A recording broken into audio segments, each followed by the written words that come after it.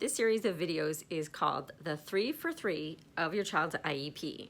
And in this series, I'm going to take 3 minutes and 3 topics and talk about them so that hopefully you can gain 3 new pieces of information, maybe, hopefully, that you didn't know before, that you can use within 3 minutes.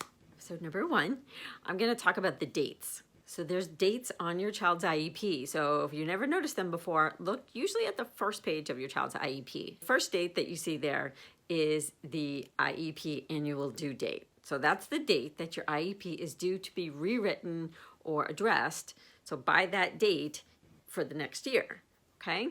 So that means that you're going to want to have a meeting by that due date, because if you go past the due date, you don't technically have an IEP. So you want those protections to be in place all the time. Now, sometimes there are issues that come up, scheduling problems, the school can't schedule it, you can't schedule it, you got to work, something happens.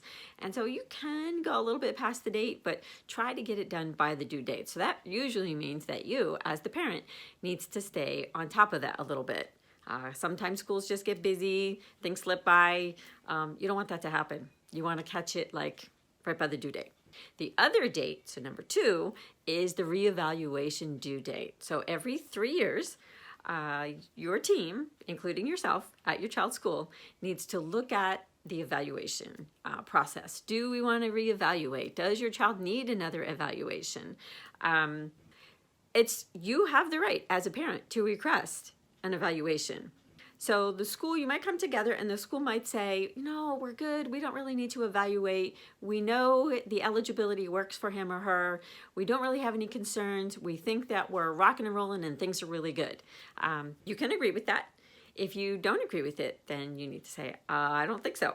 I don't agree with that. I think that there are some challenges that my child has that we just are stuck out. He doesn't seem to be making any progress, and you might need to get them to evaluate. That could mean a psychological evaluation, behavior, a functional behavior assessment, speech and language, communication, social, emotional, and behavior. I mean, there's a plethora of different areas that you can evaluate. There's really 2 reasons to look at a reevaluation. So one is if you think maybe there is another eligibility that might match with your child's learning style, your child's needs, their strengths, their weaknesses better than the current one does. And the other reason is if your child is just hitting a wall. They're not making the progress that you think that they should, and nobody seems to have answers why. So a reevaluation oftentimes will kind of express some of those things. So the third thing I want to talk about today is that you, as the parent, and your rights to be able to call an interim IEP meeting anytime you want. I don't think that you should call one every month. If you need to, though, you need to, but hopefully you don't need to. So just call an interim IEP meeting. I used to do them for my son mid-IEP year. So I would have the annual meeting with the team, and then I would have one somewhere in between so I could kind of talk to them about how's he doing? What's going on? Is he mastering his goals? Is he not mastering goals? Do they need to be rewritten? Do services need to be added or taken away? So you guys need to stay on top of that, because sometimes schools, they don't call meetings.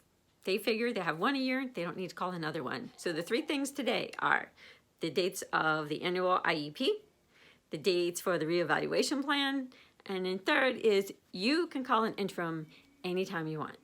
Okay? All right, good luck. See you next time.